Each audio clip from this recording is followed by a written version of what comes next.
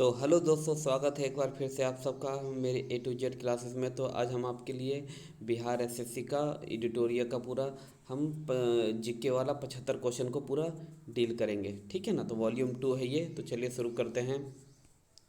लूनी नदी के संदर्भ में निम्नलिखित में कौन सा सही है? तो पहला, यह बहकर खंबत की खाड़ी में गिर जाती है, तो ये गलत हो जाएगा। यह बहकर कच्छ की खाड़ी में जा मिलती है, तो ये भी गलत हो जाएगा।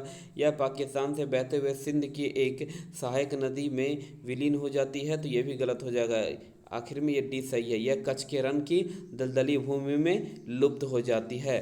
तो चलिए इसका हम डिस्कशन भी देख लेते हैं। तो ये देखिए, ये कच्छ के रण के दलदली भूमि में मिल जाती है। लूनी नदी जो राजस्थान के अरावली श्रेणी के अजमेर के पास से निकलती है। इसकी कुल लंबाई है 450 किलोमीटर है। यह नदी कच्छ के रण से दलदली भूमि में लुप्त हो जाती है। बलटोरा के नीचे इसका जल खारा है। बलटोरा के नीचे इसका जल खारा है। इसकी कुछ सहायक नदियां हैं, जैसे कंडिक, सकरी, जवाई इसकी सहायक नदियां हैं। कौन कौन सी है? कंडिक, सकरी और जवाई इसकी सहायक नदियां हैं। पृथ्वी के निकटतम सबसे नज़दीक का ग्रह कौन सा है? तो पृथ्वी है यहाँ पर।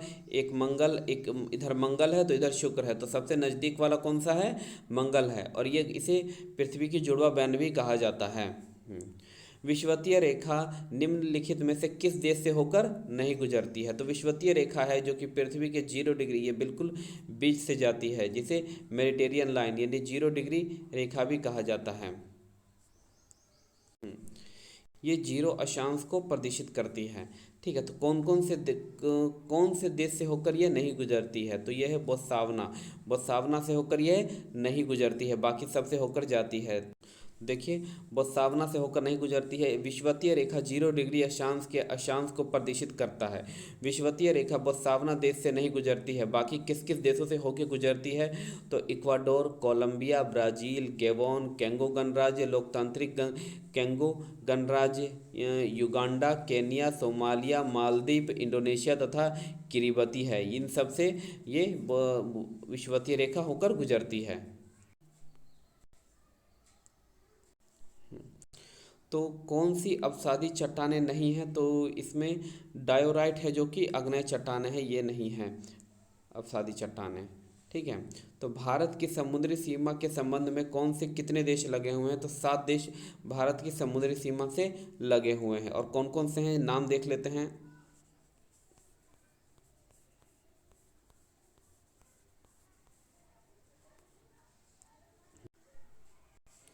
अगर हम देखें तो भारत की जलीय सीमा 7 देशों से लगी हुई है। भारत की जलीय सीमा है 7516.6 किलोमीटर। जलीय सीमा से लगे हुए देश पाकिस्तान, मालदीव, श्रीलंका, बांग्लादेश, म्यांमार, थाईलैंड एवं इंडोनेशिया है। दे ऐसे 3 देश भी हैं जहां पर स्थल समुद्री दोनों से सीमा साझा करता है, जैसे कि पाकिस्तान, बांग्लादेश और म्यांमार।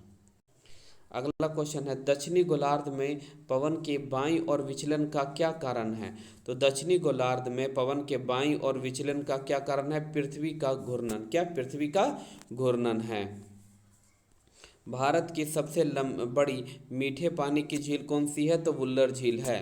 तो भारत में सबसे बड़ी मीठे पानी की जो झील है कौन सी है? वुल्लर झील है। अगला है,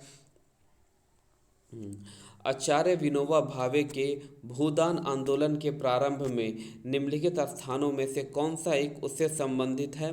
तो भूदान आंदोलन किसने प्रारंभ किया था? तो आचार्य विनोबा भावे ने। यह है आपका पोचमपल्ली। पोचमपल्ली है। वर्ष 1951 में आचार्य विनोबा भावे द्वारा तेलंगाना के पोचमपल्ली में भूदान आंदोलन की शुरुआत की थी। आचार्य विनोबा भावे 18 अप्रैल 1951 ईस्वी को आंध्र प्रदेश के नलगोंडा जिले में सर्वोदय सम्मेलन के सिलसिले में गए हुए थे। और यह जिला उस समय साम्यवादी गतिविधियों का प्रमुख केंद्र था। और इसी जिले के पोचमपल्ली नामक गांव में विनोबा भावे ठहरे हुए थे। और इसी प्रवास के दौरान इसी गांव के जमींदार रामचंद्र रेड्डी ने 100 एकड़ जमीन गांव के 40 हरिजन परिवारों को देने का प्रस्ताव किया और इस स्वायत्तता से सिरफूत प्रस्ताव से ही भूदान आंदोलन की उत्पत्ति का कारण बना। विनोबा भावे ने अक्टूबर 1951 ईस्वी को 1957 ईस्वी तक पूरे भारतवर्ष में 50 मिलियन एकड़ भूमि भूमिहीन के लिए प्राप्त करने के लिए उद्देश्य से भूदान आंदोलन के नेतृत्व पूरे भारतवर्ष में किया था। तो इसका आंसर क्या हो जाएगा? पोचमपल्ली, जो कि कहाँ? तेलंगाना में है। वर्ष 2023 में 15वां पुरुष हॉकी विश्व कप का आयोजन कहाँ किया जाएगा, यानी कि हो गया है। तो वर्ष 2023 में 15वां पुरुष हॉकी विश्व कप का आयोजन कहाँ किया? तो जो 15वां पुरुष हॉकी विश्व कप का आयोजन कहाँ? भारत में। कहाँ? भारत में हुआ। ठीक है। अगला है, कौन सा कारण या उपाय मृदा सुधार के लिए उपयुक्त नहीं है? तो कौन निम्नलिखित में ऐसा कौन सा जो उपाय है वो मृदा सुधार के लिए उपयुक्त नहीं माना जाता है? फसल चक्र, मिश्रित कृषि, झूम कृषि या बहुफसलीय कृषि? तो इसमें आपका हो जाएगा झूम कृषि। कौन सी? झूम कृषि। मृदा की गुणवत्ता में सुधार के लिए फसल चक्र, मिश्रित कृषि एवं बहुफसलीय कृषि जैसे उपाय किए जाते हैं, जबकि नवीनीकरण, अत्यधिक पशुचारण, झूम कृषि, अवैज्ञानिक कृषि पद्धति, अंधाधुंध खदान आदि द्वारा मृदा प्रदान या गुणवत्ता को प्रभावित करने के कारक हैं। तो किस? झूम कृषि, अवैज्ञानिक कृषि पद्धति, अंधाधुंध खनन आदि मृदा प्रदान की गुणवत्ता को प्रभावित करने वाले कारक हैं। तो भारत का सबसे बड़ा बंदरगाह कौन सा है? तो यह है आपका मुंबई। तो भारत का सबसे बड़ा बंदरगाह कहाँ है? मुंबई, जवाहरलाल नेहरू बंदरगाह। विक्टोरिया झील निम्नलिखित में से किस अफ्रीका देश में अपनी सीमा साझा नहीं करती है? तो जो विक्टोरिया झील है वो रवांडा, क्या? रवांडा में अपनी सीमा साझा नहीं करती है। तो रवांडा अफ्रीकी महाद्वीप की सबसे बड़ी झील विक्टोरिया झील है और यह विश्व की दूसरे सबसे बड़ी मीठे पानी की झील भी है। इससे होकर विषुवतीय रेखा गुजरती है और इसीलिए यह विश्व की सबसे बड़ी उष्णकटिबंधीय झील भी है। नील नदी का उद्गम स्थल भी इसी झील से है। यह झील युगांडा, तंजानिया व केन्या देशों में स्थित है। कहाँ कहाँ? युगांडा, तंजानिया व केन्या देशों में स्थित है। इसे डार्विन का ड्रीम पॉन्ड के नाम से भी जाना जाता है। क्या? डार्विन के ड्रीम पॉन्ड के नाम से जाना जाता है। इसके साथ ही यह क्षेत्रफल की दृष्टि से विश्व की तीसरी सबसे बड़ी झील है। प्रथम और द्वितीय स्थान पर कैस्पियन सागर और सुपीरियर झील है। हाँ, तो तंजानिया, युगांडा और केन्या में तो लगती है मगर रवांडा से नहीं लगती है। ठीक है। बिहार के किस जिला को वर्मी कंपोस्ट का जनक माना जाता है? तो बिहार के किस जिला को वर्मी कंपोस्ट का जनक माना जाता है? तो यह हो गया बेगूसराय। क्या? बेगूसराय। बिहार के बेगूसराय को वर्मी कंपोस्ट का जनक माना जाता है। कृषि वैज्ञानिक डॉक्टर R.K.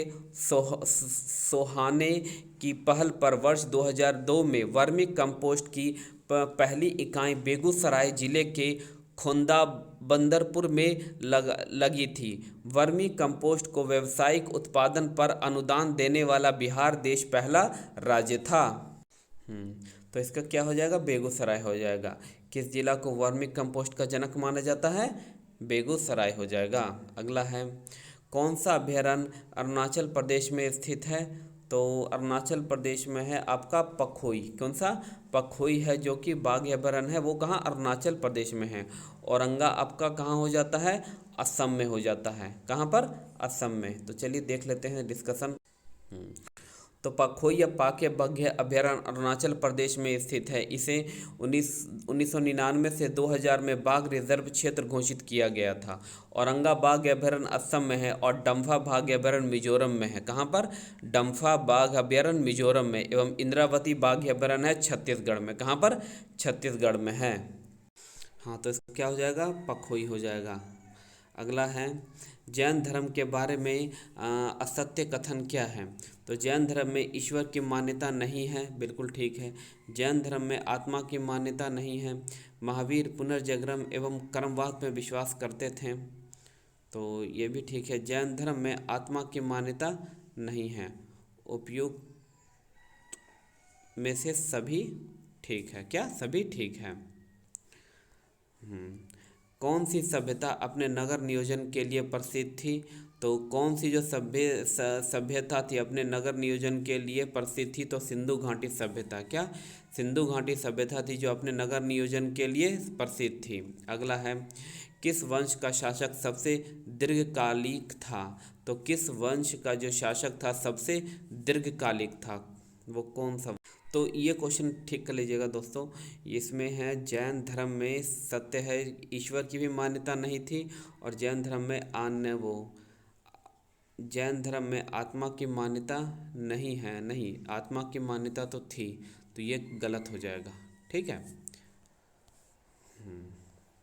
अगला है किस वंश का शासक सबसे दीर्घकालीन था। तो तुगलक वंश। क्या तुगलक वंश का था। तो देखिए गुलाम वंश ने 1206 से 1290 तक राज किया। फिर खिलजी वंश ने 1290 से 320 तक। तुगलक वंश ही है जो सबसे ज़्यादा राज तक करता है, 1320 से लेकर 1412 ईस्वी तक। ठीक है, लगभग आपका 100 में से 92 साल, 92 ईयर्स शासन किया है उसने।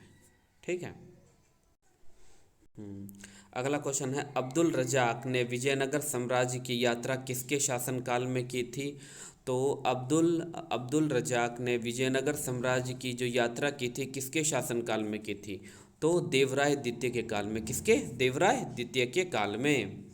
तो इसका डिस्कशन हम तो देवराय द्वितीय अब्दुल रजाक ने भारत के 15वीं शताब्दी में यात्रा की थी। कब, 15वीं। और यह संगम वंश के महान शासक देवराय द्वितीय के समय विजयनगर की यात्रा पर आया था। विजयनगर साम्राज्य की स्थापना हरिहर और बुक्का ने 1336 ईस्वी में की थी। पुर्तगाली यात्री डू 8 बारबोसा कृष्णदेवराय के समय में विजयनगर की यात्रा की थी। किसके, पुर्तगाली यात्री डुअर्ट बारबोसा कृष्णदेवराय के समय में विजयनगर की यात्रा किया था। तो यहाँ आपका हो जाएगा आपका कौन सा, कृष्णदेवराय द्वितीय। सुज्जुदौला और शाह आलम द्वितीय ने रॉबर्ट क्लाइव के साथ इलाहाबाद की संधि पर कब हस्ताक्षर किए थे। तो सुज्जुदौला और शाह आलम द्वितीय ने रॉबर्ट क्लाइव के साथ इलाहाबाद की संधि पर कब हस्ताक्षर किया था।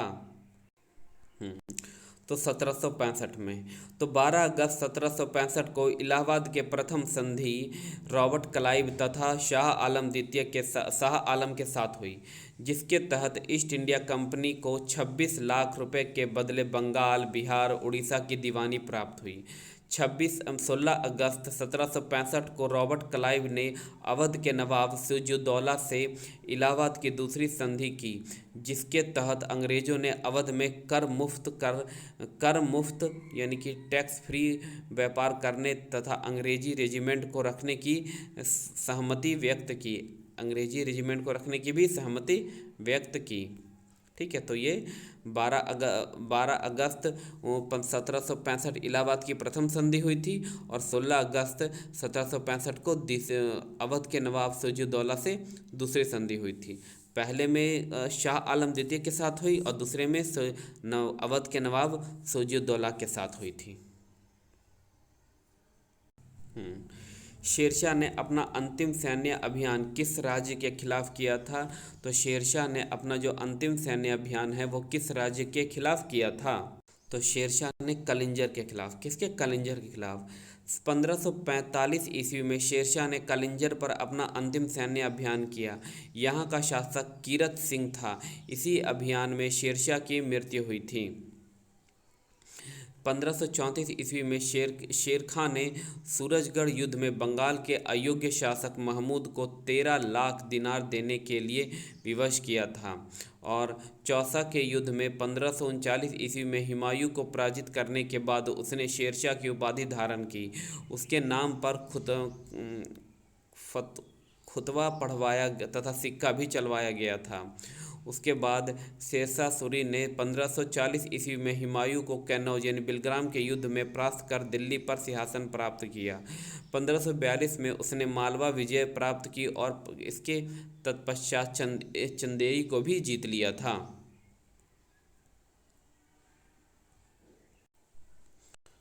हाँ, तो इसमें देखना है कौन सा असत्य है। तो रॉबर्ट क्लाइव बंगाल के प्रथम गवर्नर जनरल थे। विलियम बेंटिंक भारत के प्रथम गवर्नर जनरल थे। विलियम बेंटिंक भारत के प्रथम गवर्नर जनरल थे। लॉर्ड कैनिंग भारत के प्रथम वायसराय थे। सी राजागोपालाचारी स्वतंत्र भारत के प्रथम भारतीय गवर्नर जनरल थे। तो इसमें कौन सा गलत होगा? तो इसमें जो होगा, रॉबर्ट क्लाइव बंगाल के गवर्नर थे, सिर्फ जनरल नहीं थे। तो 1773 में रेगुलिंग एक्ट के तहत ब्रिटिश संसद के द्वारा बंगाल में पहली बार कॉलेजिएटिव सरकार की स्थापना की गई।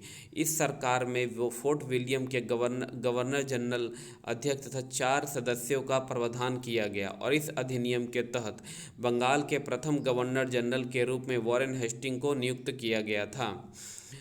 पुनः 1833 ईस्वी में चार्टर एक्ट के तहत बंगाल के गवर्नर जनरल को भारत का गवर्नर जनरल बना दिया गया था।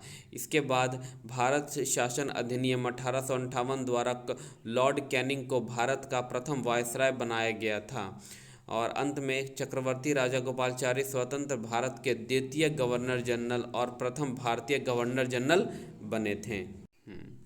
अगला है, निम्नलिखित में से कौन क्रिप्स मिशन के साथ कांग्रेस के आधिकारिक वार्ताकार थे?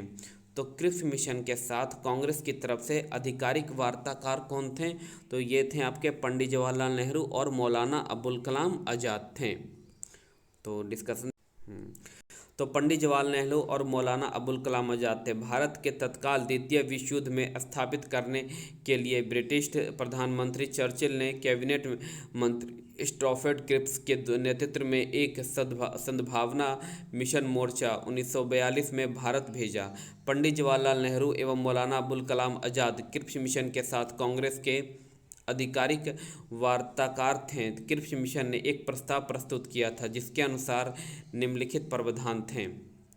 युद्ध समाप्ति के बाद भारत को एक डोमिनियन स्टेट का दर्जा देना, एक संवैधानिक निर्मित परिषद बनाने का वादा किया गया था जिसके कुछ सदस्य प्रांतीय विधायकों द्वारा नामांकित तथा कुछ शासकों द्वारा नामांकित का प्रावधान था। यह सारा प्रावधान युद्ध के पश्चात होना था। इसीलिए कांग्रेस, मुस्लिम लीग, हिंदू सभा, सिख, दलित जाति ने भी क्रिप्स प्रस्ताव का विरोध किया। क्या विरोध किया? महात्मा गांधी ने इस प्रस्ताव का उत्तरदायित्व चेक यानी पोस्टेड चेक कहा था और किसी ने जोड़ दिया कि ऐसे बैंक का चेक जो टूट रहा हो। क्या टूट रहा हो?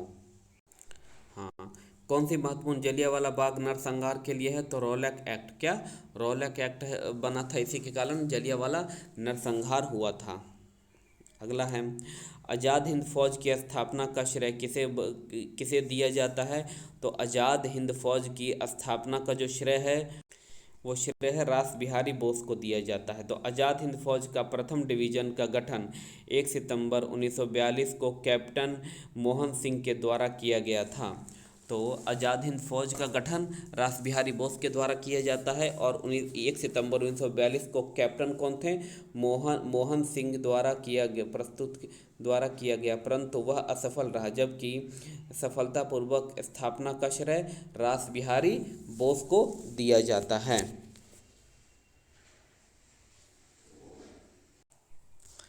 भक्ति आंदोलन के प्रस्ताव नहीं था। इसमें से कौन सा भक्ति आंदोलन के प्रस्तावक नहीं था? तो नागार्जुन। कौन? नागार्जुन, क्योंकि तुकाराम महाराष्ट्र के पंडपुरा नामक स्थान से संबंधित थे तथा विट्ठल के महान उपासक थे। वल्लभाचार्य 15वीं शताब्दी और एवं 16वीं शताब्दी के भक्ति आंदोलन से संबंधित थे। और इसमें से कौन? नागार्जुन थे, जो भक्ति आंदोलन से संबंधित नहीं हैं। अगला क्वेश्चन है, भारतीय रिजर्व बैंक क्या? भारतीय रिजर्व बैंक दर कम करने का फलस्वरूप क्या होता है? तो अगर भारतीय रिजर्व बैंक अपना दर कम करती है तो बाजार की तरलता बढ़ जाती है। क्या? बाजार की तरलता बढ़ जाती है। गन्ने के उचित एवं लाभ प्राप्त कीमत FRP में निम्नलिखित में कौन सी अनुमोदित किया गया है? तो गन्ने की उचित एवं लाभांकित कीमत कौन सी है?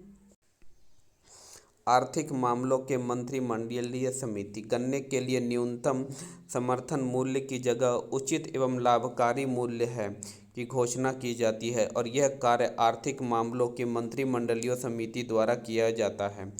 अन्य खरीफ व रबी फसलों के लिए न्यूनतम समर्थन मूल्य की घोषणा कृषि लागत एवं मूल्य आयोग की संस्तुति के आधार पर की जाती है। तो क्या हो जाएगा इसका आंसर? बी।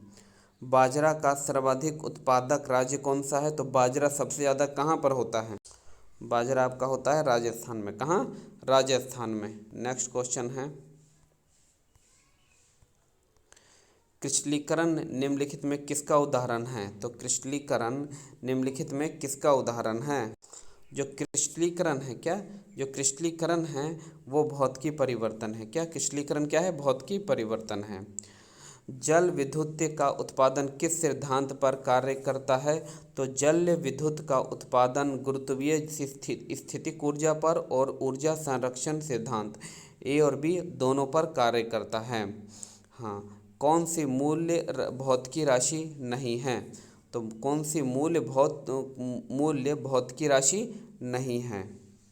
हाँ, तो देखिए टोटल 7 मूल्य भौतिकी राशि है। लंबाई, द्रव्यमान, समय, ताप, विद्युत धारा, ज्योति तीव्रता, पदार्थ का परिणाम। किस बल के कारण दूध से क्रीम पृथक हो जाता है? तो ये हो जाएगा अपकेंद्रीय बल के कारण दूध से क्रीम अलग हो जाता है। भारत में सर्वप्रथम न्यूनतम समर्थन मूल्य MSP की अवधारणा को किस समिति की सिफारिश पर लागू किया गया था? तो ये हाँ, लक्ष्मीकांत झा समिति। तो MSP वह दर है जिस पर सरकार किसानों से फसल खरीदती है और यह किसानों के उत्पादन लागत के कम से 1.5 गुना अधिक होती है। और भारत में MSP की अवधारणा को श्री लक्ष्मीकांत झा समिति की सिफारिश पर 1965 में लागू किया गया था। कब? 1965 में। सिगरेट लाइटर निम्नलिखित में कौन सी गैस प्रचुर होती है? तो ब्यूटेन। कौन सी? ब्यूटेन होती है। सबसे अधिक क्रियाशील धातु कौन सी है? तो सबसे अधिक क्रियाशील धातु कौन सी है? तो पोटेशियम है। सब सर्वाधिक क्रियाशील धातु पोटेशियम है। क्रियाशील के आधार पर दिए गए हैं पोटेशियम, उसके बाद सोडियम, उसके बाद कैल्शियम, उसके बाद मैग्नीशियम। तो दिया गया है सबसे अधिक क्रियाशील धातु कौन सी है? तो ये पोटेशियम है। सबसे बड़ा स्तनपायी कौन सा है? तो सबसे बड़ा स्तनपायी ब्लू व्हेल यानी व्हेल मछली है। अगला है, ATP में बदलता है क्या? माइक्रोकॉन्ड्रिया में। ऊर्जा में बदलती है कहाँ? माइक्रोकॉन्ड्रिया में। कौन मानव शरीर की सबसे छोटी हड्डी है? तो ह्यूमरस। क्या? ह्यूमरस जो कान में पाई जा नहीं सॉरी, स्टेपिस। क्या? स्टेपिस है जो कि कान में पाई जाती है। हाँ, तो ये मानव शरीर की सबसे छोटी हड्डी कौन सी है? स्टेपिस है। ये वाला क्वेश्चन सुधार लीजिएगा कि सौर ऊर्जा है जो ATP में बदलता है तो क्लोरोप्लास्ट हो जाएगा। कौन सा? क्लोरोप्लास्ट हो जाएगा। कौन लसिका का कार्य क्या है? लसिका का कार्य है क्या? लसिका क्या कार्य कर? तो लसिका देखिए, लसिका विभिन्न ऊतकों तथा कोशिकाओं के बीच स्थित अंतर कोशिकाओं में पाई जाने वाली एक हल्के पीले द्रव को लसिका कहते हैं। ये सभी कार्य लसिका द्वारा संप्रदायित होते हैं। देखिए, जैसे कि लसिका में उपस्थित लिम्फोसाइट हानिकारक जीवाणुओं के भ्रंशक करके रोगों की रोकथाम में सहायक होता है। तो हाँ, लसिका लिम्फोसाइट का निर्माण करती है। तो ये भी हाँ, लसिका घाव भरने में सहायक करती है। तो ये भी हाँ, ये तीनों ही लसिका काम करती है। यानी कि लिम्फोसाइट हानिकारक जीवाणुओं को भक्षण करने में, लिम्फोसाइट के निर्माण में और घाव भरने में, तीनों में सहायक करती है लसिका। हमारे सांसद महोदय, मैं समझता हूँ अपने अधिकांश बच्चे ने पहचानते हैं कि हम सबको एक ऐसे सांसद महोदय मिले हैं। पहले हम लोग समझते थे विधायक सांसद मतलब दिल्ली और बंबई के, लेकिन आज हम लोग सांसद का मतलब हमारे घर का गार्जियन। यह हमारे आदरणीय रामकृपाल सर सिद्ध कर दिए कि हर घर के परिवार को जिसे लगता हो कि मेरे गार्जियन है, मेरे चचा, मेरे बाबा, मेरे भैया, ऐसे सांसद एक जोरदार ताली। और मैं आगे करूंगा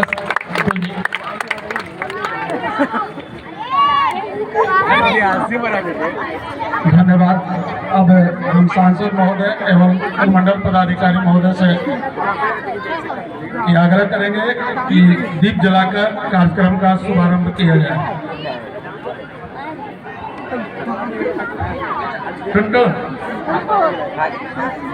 देखिए, एक सुनहरा सा दीप प्रज्वलित होते हुए यहाँ पर सब मंगल मांगल्ये शिव सर्वार्थ साधिके शरण्ये गौरी नारायणी नमोस्तुते। ओम पूर्णमदः पूर्णमिदं पूर्णात् पूर्णमुदच्यते पूर्णस्य पूर्णमादाय पूर्णमेवावशिष्यते।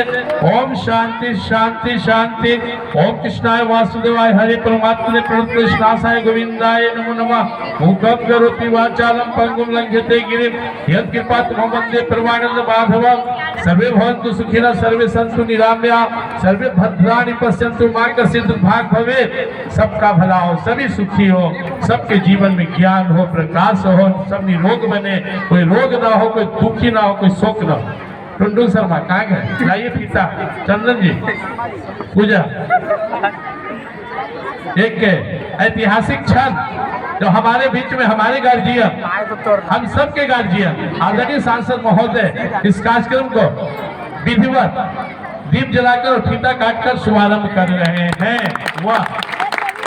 और काफी पुलकित हो रही है हमारे एसडीएम मैम, जिनका प्रयास था मसूरी के बच्चे को एक बारी का स्टेज देना।